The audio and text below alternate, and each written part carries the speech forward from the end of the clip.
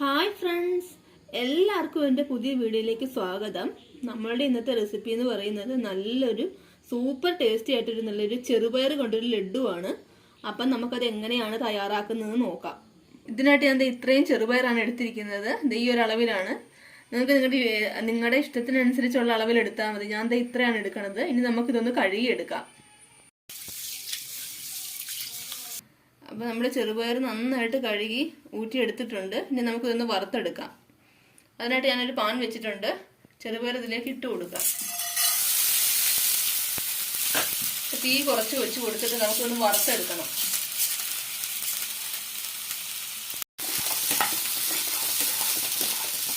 ഇതിൻ്റെ കളറ് നന്നായിട്ട് ഒരു ചുവന്ന കളറിലായിട്ടുണ്ട്. ഇത് നന്നായിട്ട് ഇതേപോലെ ആവണം. അപ്പം നമുക്ക് ഇത് തീ ഓഫ് ചെയ്യാം. അപ്പോൾ നമ്മുടെ ചെറുപയർ നന്നായിട്ട് വറുത്ത് വന്നിട്ടുണ്ട്. ഇപ്പോൾ ഇതിന് നല്ല ചൂടാണ്. ഒരു ലേശം ചൂട് മാറിക്കഴിഞ്ഞതിന് ശേഷം നമുക്ക് ഇതൊന്ന് മിക്സിയുടെ ജാറിലിട്ട് നന്നായിട്ടൊന്ന് പൊടിച്ചെടുക്കാം. നമുക്ക് പാനിലേക്ക് 1 സ്പൂൺ നെയ്യ് ഒഴിച്ചു കൊടുക്കാം. എന്നിട്ട് ഞാൻ ഇവിടെ ഇത്രയും കപ്പലണ്ടി എടുത്ത് വെച്ചിട്ടുണ്ട്. ഇതിന് നമുക്ക് ആവശ്യത്തിനുള്ള കപ്പലണ്ടി ഒരു ശകലം ഇട്ട് കൊടുക്കാം. ഇതിന്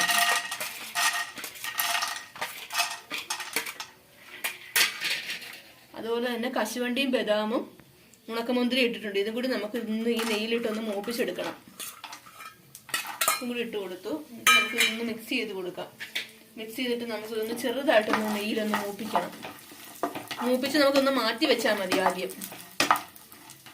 ഞാൻ ഇത്രയും ശർക്കര എടുത്ത് വെച്ചിട്ടുണ്ട്. ഇനി നമുക്കിത് ഈ പാത്രത്തിലേക്ക് ഇട്ട് കൊടുക്കാം. എന്നിട്ട് നമുക്കിതൊന്ന് ഉരുക്കിയെടുക്കണം.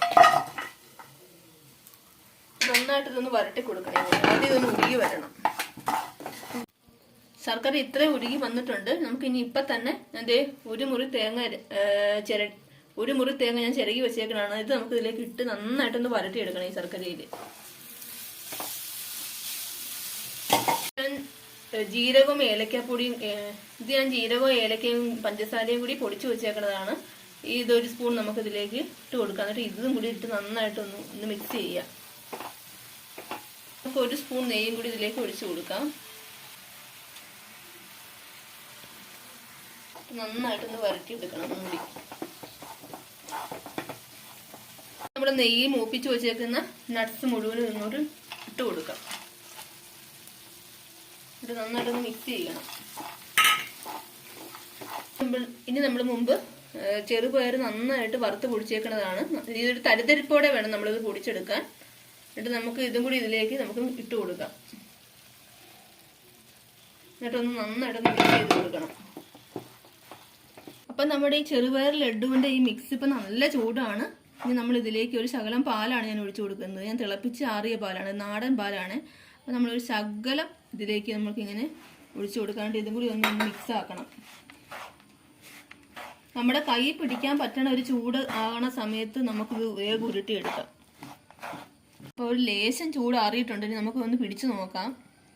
നല്ല ചൂടുണ്ട്, എന്നാലും നമ്മൾ നല്ല ചൂടോടെ പിടിക്കുമ്പോഴാണ് സെറ്റായി കിട്ടണത്. അതുപോലെ നന്നായിട്ട് ഇങ്ങനെ പിടിക്കുക, ഇങ്ങനെ ഉരുട്ടി കൊടുക്കുക.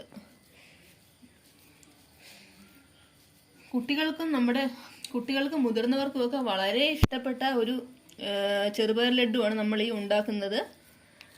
ഒരു തവണ കഴിച്ചു കഴിഞ്ഞാൽ നമ്മൾ കൊതിയോടെ വീണ്ടും വീണ്ടും ഇത് കഴിക്കും. അതാണ് ഇതിൻ്റെ പ്രത്യേകത. നമുക്ക് എല്ലാം ഇതുപോലെ തന്നെ ഉരുട്ടി വെക്കാം. ഞാൻ ഈ ഒരു വലുപ്പത്തിലാണ് ഉരുട്ടിയേക്കണത്. ഈ ഒരു വലുപ്പത്തിലാണ് ഉരുട്ടിയേക്കണത്. നമുക്ക് ഇതുപോലെ നമുക്ക് എല്ലാം ഇത് ഉരുട്ടി മാറ്റി വെക്കാം.